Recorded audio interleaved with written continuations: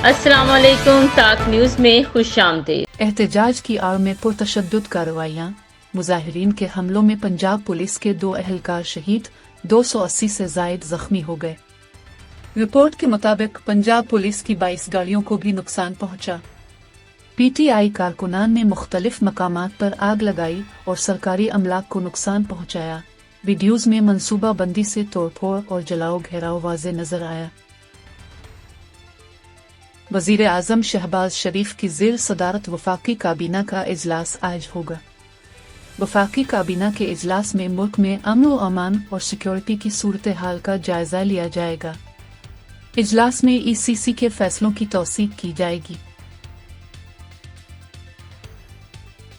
P T I نے اسلام آباد احتجاج کو منسوخ کرنے کا اعلان کر دیا۔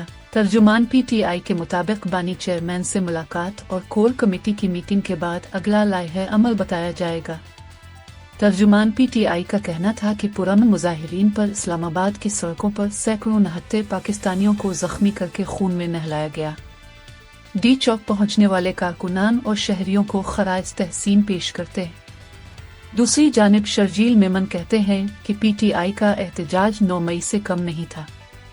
وفاقی دارالحکومت اسلام آباد میں گرینڈ آپریشن مکمل ہونے کے بعد معمولات زندگی بحال ہونا شروع ہو گئے۔ اسلام آباد میں گزشتہ رات پی ٹی آئی کے مظاہرین کے خلاف گرینڈ آپریشن کے بعد شہر اقتدار میں معمولات زندگی بحال ہو رہے ہیں۔ آج سے کاروباری اور کل سے تعلیمی سرگرمیاں بحال ہو جائیں گی۔ جگہ جگہ مظاہرین کے چھوڑے کپڑے، جوتے پڑے ہیں اور متعدد گاڑیاں بھی لاوارث کھڑی ہیں۔ انتظامیہ نے پی ٹی آئی احتجاج کے باعث بند کی جانے والی سڑکیں آمد و رفت کے لیے کھول دی ہیں۔ ڈی چوک میں احتجاج سے فرار ہونے کے بعد وزیر اعلیٰ خیبر پختونخوا علی امین خان گنڈا پور اور بشر بی بی نے مانسہرہ پہنچ کر پناہ لے لی۔ ذرائع کے مطابق بشر بی بی اور علی امین گنڈا پور کے ساتھ عمر ایوب خان بھی موجود ہیں۔ علی امین خان گنڈا پور، بشر بی بی اور عمر ایوب خان مانسہرہ میں ہنگامی پریس کانفرنس کریں گے۔ بیلاروس کے صدر الیگزینڈر لوکاشینکو اور وزیر اعظم شہباز شریف مری پہنچ گئے۔ وزیر اعظم شہباز شریف بیلاروس کے صدر کو مری میں دیے گئے ظہرانے میں شرکت کریں گے۔ مسلم لیگ نون کے صدر نواز شریف اور وزیر اعلیٰ پنجاب مریم نواز گزشتہ روز سے ہی مری میں ہیں۔ واضح رہے کہ بیلاروس کے صدر 3 روزہ دورے پر پاکستان آئے ہوئے ہیں۔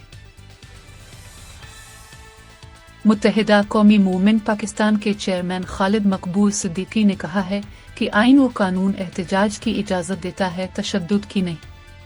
جس طرح ملک چلایا جا رہا ہے اس طرح نہیں چل سکتا۔ خالد مقبول صدیقی نے کہا کہ آج کے دور میں سوال کرنا انتہائی اہم ہے۔ پانی کے مسئلے پر تمام صوبوں کی مرضی سے فیصلہ ہونا چاہیے۔